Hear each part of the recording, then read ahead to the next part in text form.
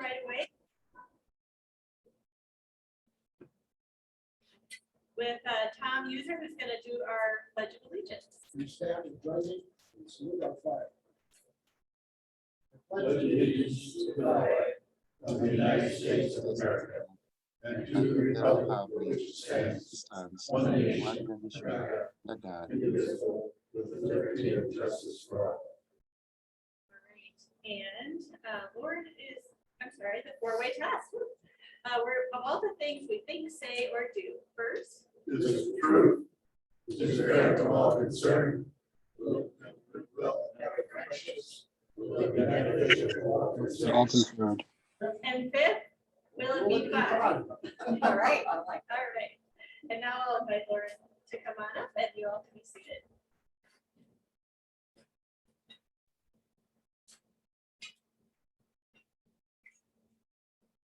I'm living alone right now as my wife is currently in Salt Lake City taking care of grandkids. So I got up this morning and thought, okay, I'll have a little breakfast and I'll turn on the TV. And after about 3 minutes of that, I thought to myself, geez, I don't need to do this anymore. So I went to my computer and started to read through the emails to filter them out for the day. And I came to one from a friend of mine who's a blogger out of Sedona, Arizona. He's a fellow glider driver, and he's also a photographer, and just a really good person. And with all of his blogs, he put something at the tail end of it. And this one today was from Crisis by Max Ehrman. And I thought it was applicable. Will future generations understand the turmoil of these days, the night's uneasiness, the greed of itching palms throughout the land? Will they conceive the fire's fanatic span of time, the universal wastefulness, the strange philosophies the mobs confess? That every throat cry out some new demand. Time was when men held saner counsel here. Will that time come again? Shall we behold from this grim madness some new love unfold? We pray for gentler times, when men shall cease his brother to bully or to fear. Great God, among ourselves, let us have peace.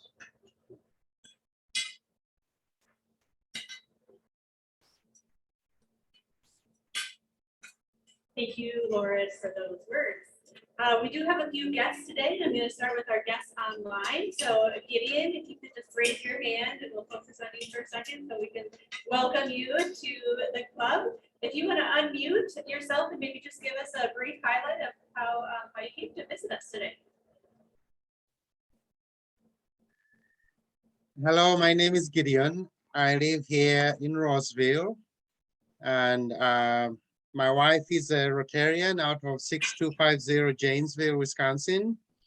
We moved over to Roseville in 2019, and she's always encouraged me to join. So I asked Elise Cardigan out of Rockford, and she said, you know, you should send in your paperwork and somebody will invite you. So I'm here. Well, we're so pleased. We're so happy you're here to join us today. And we're knocking on wood that you'll join this month. Thank you. And then we also have Terry Turner. Terry, if you want to just actually quick visit with the mic here so everybody can hear you. With the mic. Yeah. Okay. Make it real official.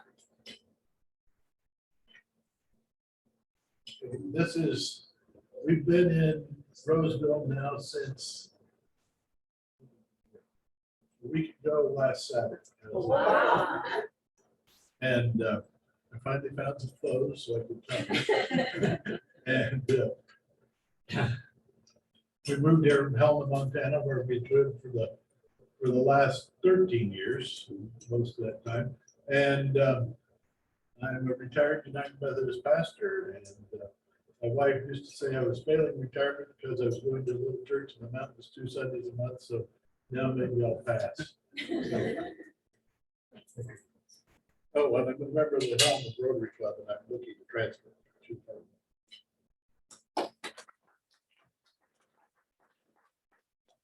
Welcome both of you, and we have a few other announcements for the day. So road cleanup is on October 9th, so if you have the opportunity and you're interested in putting on our Rotarians at Work vest and interested in picking up things outside, we can always use help for that. We also have Every Meal, which is every Friday at local schools, and I believe there's an RSVP sign up for that. Kathy shaking her head yes. So if you have time and are interested to pack food and student meals, that would be wonderful. Appreciate it. Two other items. One is that we have been hearing a lot about partnering with multiple different Rotary clubs, multiple different service organizations, Kiwanis, Optimists. Well, I just like hot off the press, but I just got an email right before I came here from Rotary International that we're doing a joint service week with Kiwanis Alliance and the Optimists. And so that's taking place October 10th through the 16th. And so they're encouraging all clubs, which is right around the corner here, but they're encouraging all clubs to partner with your neighboring clubs. And really the theme is celebrate community. So it's about finding opportunities across multiple channels, which is something that we've been talking about with this club for a while. But so this is even at a more formal level that it came through Rotary International. And then the last update before we get to our program is, so as many of you know, the pandemic has certainly changed all of our lives, both positive and negative. And so what I love about Rotary is that we're made up of people, very passionate people who have strong values, strong beliefs, and people who are intentionally putting themselves in challenging situations and saying, how can I help? And what do? We listen. So as we know, Rotary is not political. We listen to both sides and we build bridges between them. Rotarians do not judge. There are many options or opinions about the pandemic and COVID-19 vaccinations. So last week, we had at the board meeting spent a long time discussing vaccinations and club meetings and what might that look like. A long time. So now you may be thinking, my vaccination status really is none of your business, and I don't need to tell you. Well, you're right. It really is your personal decision. So the club is not going to be asking you to prove your vaccination status, nor are we going to require you to be vaccinated. Everyone is welcome in our club. Vaccination is a personal choice, and it's a personal decision. What the board did vote on last week was an honor system. And so starting next week, Rotarians who choose to attend the in-person meeting are expected to either have a negative COVID test or be vaccinated. So you don't need to show proof of vaccination when you walk through the door. Nobody's going to be asking for that. Also, the board understands that this is absolutely an active and ongoing conversation. And so we will be discussing this at monthly board meetings as well. So in order to be respectful to our speakers today and everyone who is in attendance, both online and virtually, if you have thoughts, if you have feedback about this, please visit with the board member and we'll bring this to the next board discussion. So with that, I'd like to call on Ed to go ahead and introduce our speakers. Okay. All right. Thanks, Jenny. Our speaker today is Jackie Johnston from the North Star Rotary Youth Exchange. A while back, David reached out to her and invited her to come and talk about the Youth Exchange and said that we again would be looking at hosting a student. So please give a warm Rotary welcome to Jackie Johnston.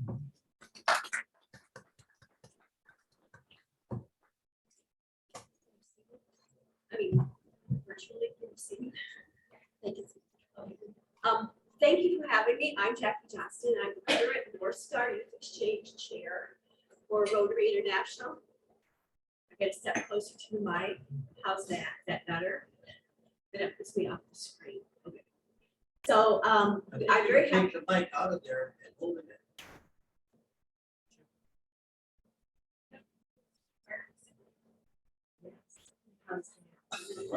That better. Just a little bit about myself. I have been involved with Youth Exchange for probably 13 years. I was the Youth Exchange Officer for my club in Chanhassen for many, many, many years. And I've been on the club support for North Star for several years as well. Joining me today is Mary O'Brien. Where'd she go? Mary O'Brien, and she has been a host mom. I'll let her talk to you a little bit about herself. And then also with us today, Sarah Lane, is Sarah Johnston. And Sarah is the new North Star Youth Exchange Executive Assistant. And so I'm glad she could be here. This is her first Rotary meeting. So make her feel real comfortable because I'm trying to get her to join Rotary. Mary, you want to say a little bit about yourself and then we can get started? Sure. I am glad to be here with you today. As Jackie mentioned, I've been a Rotary host parent for almost 36 years. We hosted our first exchange daughter when I was pregnant with my youngest daughter, who's now almost 36. My husband is a Rotarian with the Eden Prairie AM Club, so I'm a Rotarian by contamination, but not a member. I had an opportunity to also be part of the business of the exchange program. I was a country officer for the Southern Hemisphere for a little bit before we went into COVID. So, and I'm really excited to hear that you're thinking about hosting again. Of all the wonderful things Rotary does, and there are just more than we can even enumerate. I really think this is probably one of the most long-lasting efforts that Rotary International has, and that it makes a difference that little by bringing a student in, or in, I'm not sure if you guys are looking at doing it online as well, sending a student out. But I love the assistant banner. So without the individual clubs, we can't have a Rotary exchange program.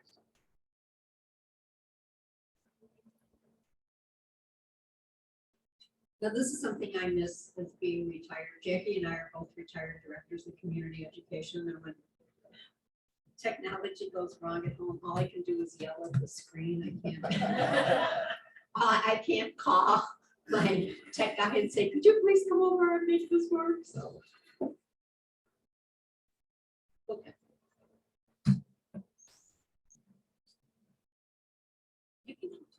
I'll just keep talking. Okay, so the Rotary Youth Program, we have two types of international exchange programs. The first is the year-long, which gives a student an opportunity to either come over to the United States for a year, or for a student, a Minnesota student, to go over to another country for a year.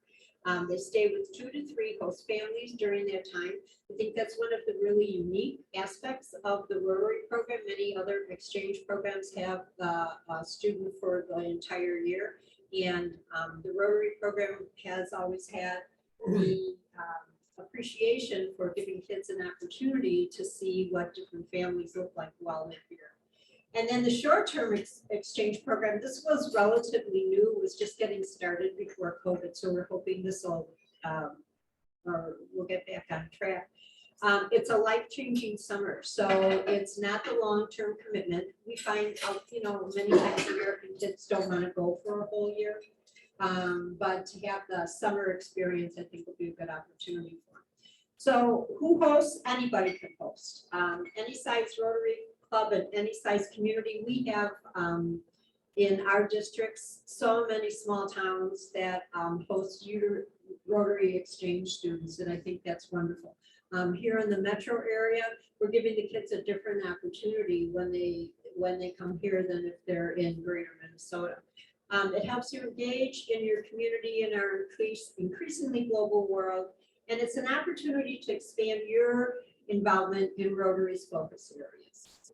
Because I think it's the whole club needs to stand up and support the student who comes into the United States, and the same thing, the student going abroad.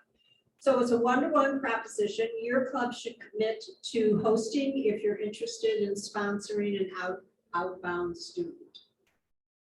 It helps you connect with other clubs in the districts. Some of the meetings that we have for the host families and the host clubs, everybody comes together. There's such an energy and synergy about that. You'll be contributing in a tangible way to Rotary International. It gives you an opportunity to socialize with each other. Because one of the things we'll hope for during the time that you are hosting is that as a club, you'll commit to doing different things with your exchange students. So it's a person that you will get to know and have a chance to hear what life is like in their country as well. So, you know, every place you wanted to go, you know, my exchange kids would have gone to Twins games, Vikings games, to soccer games, to Timberwolf games, you know, to all sorts of things. And I'd be like, well, what about the mother? Doesn't she get to go with them? And the answer was no. Okay. I just wanted to add to that. A lot of people are hesitant to host an inbound student because they're like, what are we going to do? Or it's a lot of burden for just me. And in my club, what we did is we brought a calendar to the club meeting and passed it around and say, everybody gets one event to take the student to. Because it's a whole club experience, not just a host family, not just an exchange officer.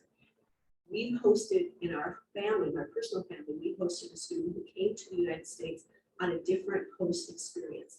And I will tell you, it was miserable for that family. And we really worked hard to make that student feel welcome and home here, because the program itself basically brought the kid over and dumped him. And so that doesn't happen in Rotary. And I think that's so important for people to understand that when students come here, they're coming here as a part of your club. And that's a wonderful opportunity, not only for your club, but for that student as well. Oh, I also wanted to add one more thing, sorry. I'm sitting over there. Also, keeping in mind that the reason we do international youth exchange is to fulfill one of the missions of Rotary, which is international peace. And that's where the whole youth exchange came out of that.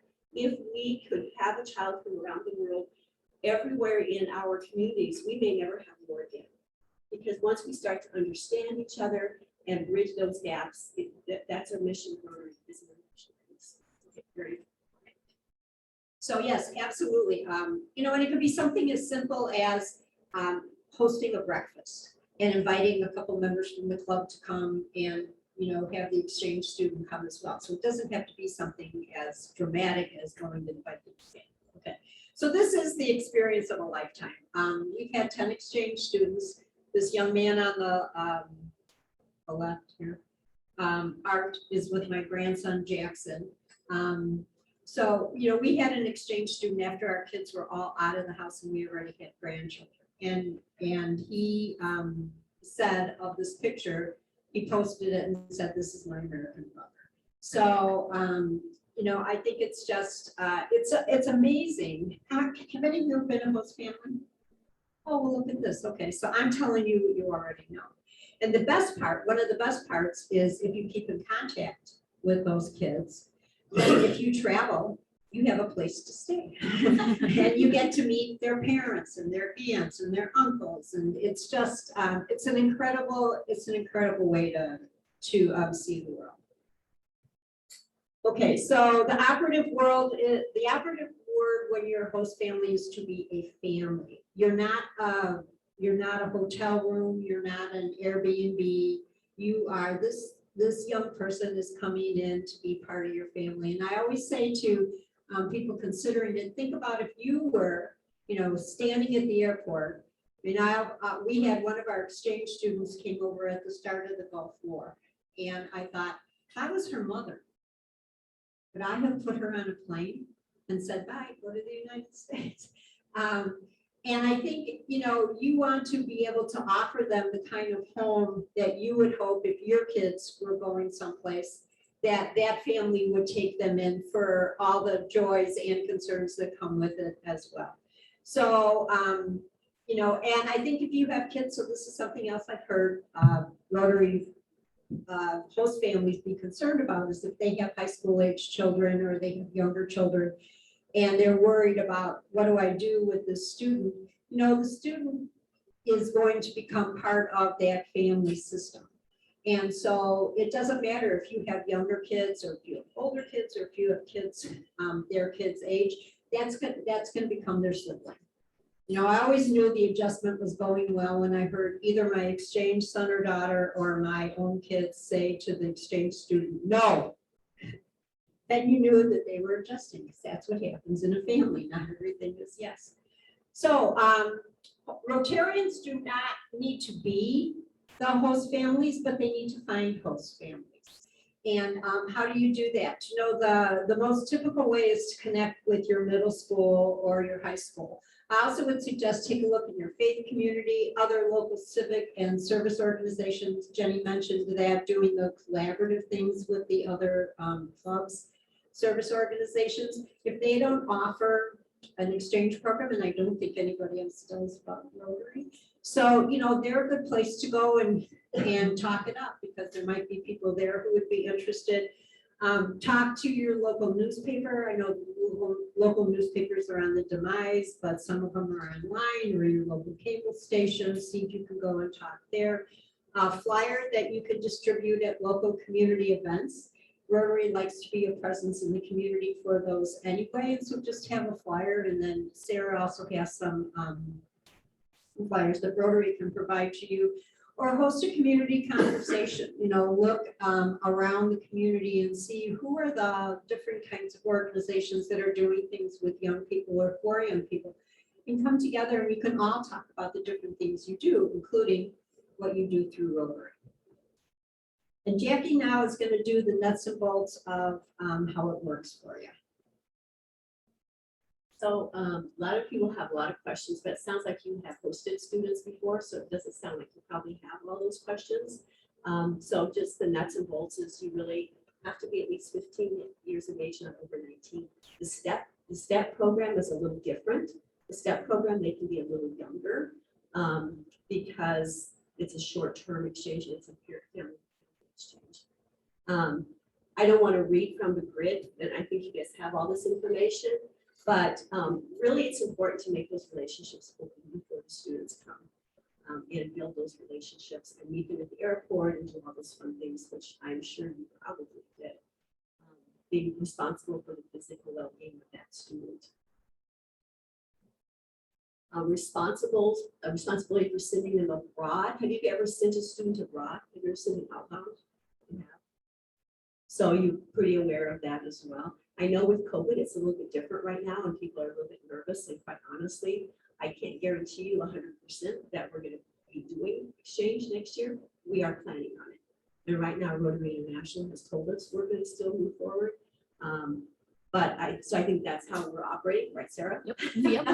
So, but I do think it's important to stay on top of things and to stay abreast of what's happening. If you're going to send an outbound student, you have a responsibility for interviewing and making sure that's a student that you want to send that represents your club across the world. Of course, North Star also does their own screening and deciding on students and their fit for travel. I don't think I have to read all of these since you guys are an experienced club. Let's go to the next slide. I don't know if everybody knows about the pay piece, but sending an outbound student is not very expensive. It's $150 for the club per student, up to 2. And after that, it's free. The other piece of that is if there are clubs that want to send students or receive students and they don't have the fiscal ability to do that, we have started a North Star Foundation. And the intent behind that is to gather money to help support clubs so they can help support the youth exchange program. So if you're a fairly large club, so I'm assuming that's not a huge problem for you, but if it is a problem, it shouldn't be a barrier. And North Star is trying to make it not a barrier. So inbound students, they want the club to budget about $3,000 because you're responsible for making sure this child gets a stipend every month. That stipend is supposed to cover some expenses of theirs. And then also that they get fed and they have food at school. So lunch money, we've had students in my club who chose to not eat lunch and take that stipend and go shopping. I guess that's their choice if they don't want to eat, they want to be hungry, but anyway, that's a conversation that you would have within your club. So go ahead to the next one. Step, Mary kind of talked about, is a short-term exchange program, and it's just in the summer. And that's really great for younger kids and for students who maybe don't want to miss their senior year or their junior year, and they might be involved in a lot of other activities here. So it's a really nice option for students. This is talking a little bit about STEP. It's a family-to-family exchange. Your club is very minimally involved in it. It's much more between that family and the corresponding family. When we've done those in Chanhassen, when we've had several STEP students, we really never saw them at the club because of the schedules, but we do a big 4th of July parade in Chanhassen sponsored by the Rotary Club. And so they always were in the parade. That's about all we saw them. They also have another option for students, camping tour packages. And that's just another way for kids. Again, we're trying to get those different, unique international experiences for young people. Sure. So basically, these are ones that set up, that are clubs around the country set up, around the world set up, and then kids can opt into those, register for them. There was one that they did, actually I think it was canceled because of Rotary. We were going to sponsor one here in Minnesota, and but it was in 2020, and so guess what? It didn't happen. But there are all over the world. They've had some that are biking trips where the kids go and they take a biking tour. I think there was one in Argentina one time. So I don't know exactly what they look like right now. I don't know how well planned they are, but that is another option out there, and it is on the North Star website. Anything that's coming up. And then the family-to-family exchange is the long-term that Mary's talked so well about. No, that's the short-term, sorry. Family-to-family is the short-term summer. And these are some of the differences between it, because they're not here very long, so they don't have to have a visa. It's more like a holiday, it's 6 weeks. So it changes a lot of, you have to have those parents, but you do have to have a family that's going to exchange with that student's family. This is just more information about it, the American family and the overseas family. They do all the coordination, and there's really, like I said, very minimal involvement from the club. We have a lot of things like that.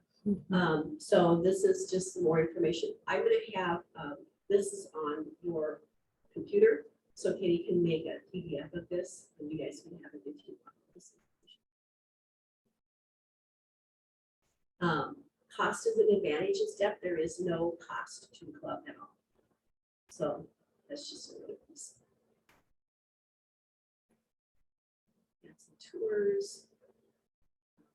So this gives you a little more information about that. They have over 75 camps around the world. They take place mostly through the summer months. And they're all English speaker based. Which is an advantage, I guess, of English speaker. Again, this is an opportunity of a lifetime, and we really hope that Roseville will continue to engage in the youth exchange program. And we are here to stand for any questions that you might have. Either here or on the screen. Travel expenses. Yes. So the travel expenses for outbound students are covered by their parents. The parents have to pay, it's about $6,000. And they pay that, and then North Star works with a travel agency that helps to organize and coordinate all of that. But those expenses are paid by the family. Again, our hope is through our North Star Foundation that we can help families that have financial need. Because one of the things we realized is that this is a really nice opportunity, but mostly it's for affluent families who can afford that kind of travel. So what we're hoping for is through the foundation that we can open this experience out to kids and families who maybe don't have it. Did that answer your question? Yes. I just wanted to- I think sometimes too, when the kids come over, you know, again, not all of them are from affluent families. And so the allowance that you give them, they can burn through that in a weekend. Sometimes, well, and that was my experience. And so, you know, as a host family, we were able to support some of their financial needs, but that would be something I would encourage you to look at because, you know, prices on everything have gone up. And so you know, and then the same thing for the kids going overseas, you know, that their families their families at home will help support them, but that might be something as a club you could also have a scholarship or, you know, provide some additional dollars to that student who's out of country. Well, and part of the expectation is, for example, if you have an inbound student who wants to participate in high school sports or something like that, that the club pays those costs. Now, we had a working relationship with our high school in Chanhassen. And so if our student wanted to take downhill skiing, then they actually waived that cost for the Rotary exchange student. So, but again, if not, then Rotary would be expected. That's part of your agreement to help pick up that cost. Yes. Last year, there was 4, the most students that were selected to go, and COVID hit. I have questions on this. Possible for any of this coming year? It really depends on their age. It really depends on their age. If they were 17 last year and they're only 18 this year, they can, or if they're 18 and they're 19, but they're not, but you have to be 19 before they leave. If they turn 20 after they're gone, that's okay. But they have to be 19 before they can go to the United States. They have to reapply. Yes. The STEP program. The STEP program is a good option for a student like that, possibly. I think the other thing is that we just want to make sure that the kids, we don't actually right now know what countries are going to accept students from the United States. And we don't know what countries the United States is going to accept to come in either. So what normally students can pick 2 or 3 countries they want to go to. This year, we're kind of saying, if you want to go, you need to go being flexible because we can't guarantee, like, for example, Brazil is one of our big exchange countries. Well, Brazil is really a hotspot for COVID. And so they are considered a high-risk country right now. Will that change? It could change. But what does that mean? Implications for our program are pretty huge because a lot of our kids want to go to Brazil.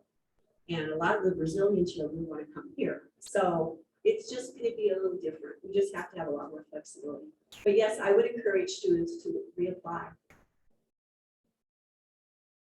And the bottom line for kids who come over, none of them put Minnesota down. They put down Florida, they put down California, and they put down New York. A lot of them don't know that Minnesota is a thing, Yeah, when they get here, it's like, wow. but they love it when they get here. Any other questions? I can't really see the screen, so I don't know if there are people on the screen that are asking questions or not. But if you do, just unmute yourself and shout at us. In a typical year, how many kids are participating? In a typical year, we have, so every student that comes in or out, goes out, we bring a student in. So in a typical year, we like to be around 65 or 70. We've been lower in the past few years, which is concerning because partly it means we're not really getting the word out and partly it's a financial thing. So as 65, many of you are business people. So 65 is kind of our sweet spot financially for us to continue to operate this program.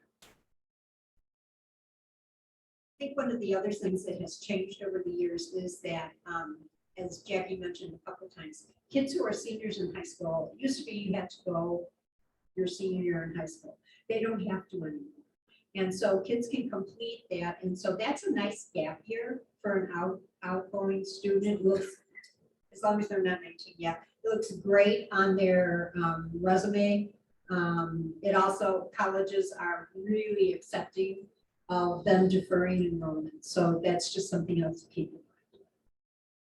Yes, and the caveat to that is they have to go to high school When they go overseas. when they go. So if they graduated from here and they go to France, they're gonna have to go to high school in France because this is an educational exchange. So it's not like they can go over to France and play.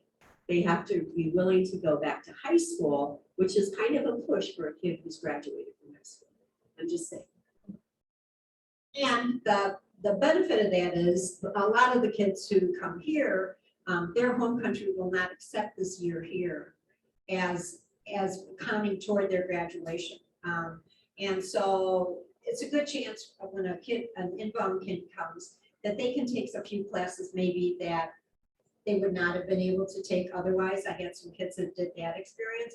Also, I think the kids that go over, if they did a pretty rigorous high school career, they get to go over and they can maybe take a few things that are not as rigorous because they're done with their high school education. So, and you know, a lot of the European schools go 12 and 13. So, If you have other questions, I will take your home. I'm wondering if anybody who has posted wants to tell a success story or just share their experience. It's fun to go back and visit 20 years later. And meet that young person now as a parent with children themselves. One of those pictures that was up there was me with my grandchildren. I have, Oh, online, we have a question. Okay. yeah, I have a question. So Germany has a different system. They graduate at 16 and then they either go on a vocational post-secondary track or a college track. How do you handle those? If you have a student from Germany, how do you handle that? Well, the students from Germany need to meet the same requirements as everybody else. So if they're coming here, as long as they're under 19, they just have to go to high school. We're not trying to fulfill their educational requirements for Germany. They just have to come and participate in school when they're here. And actually, a lot of the kids that come here for the language experience as well. and we've had a couple of exchange students from Germany. They have to repeat their. Our German document. It's, just want to give a little testimonial about the strength of youth exchange. Because of my daughter going to Brazil, that I became Rotary in 1975. And but anyway, the strength of it is that she has developed such a strong relationship in Brazil with so many people down there that she is communicating with somebody in Brazil at least once a day, sometimes 2-3 times a day. She has been back to Brazil so many times, she has lost track, but it's somewhere between 20 and 25 times, and is planning a trip again. I think it's next spring when her first host mother will have her 90th birthday. She's going out for that. So And it builds a bond of friendship that is long lasting. And I think of Carl Wilhelm Stenheim, the international president from Sweden back a few years ago. And he spoke of youth exchange very often. And he said, if every student in the world would go as a youth exchange student, we would never have another war because people would develop friendships with one another and then they would be one day another friend.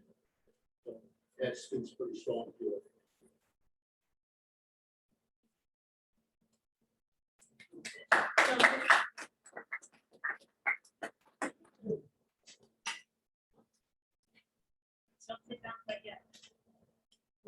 We'd like to recognize all of our speakers with a Rotary 4-way test coin.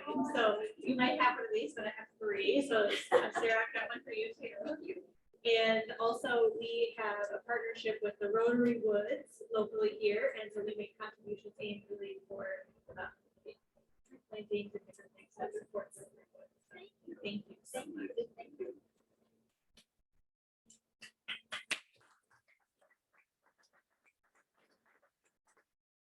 All right, well, Ed, would you like to tell us who our speaker is for next week?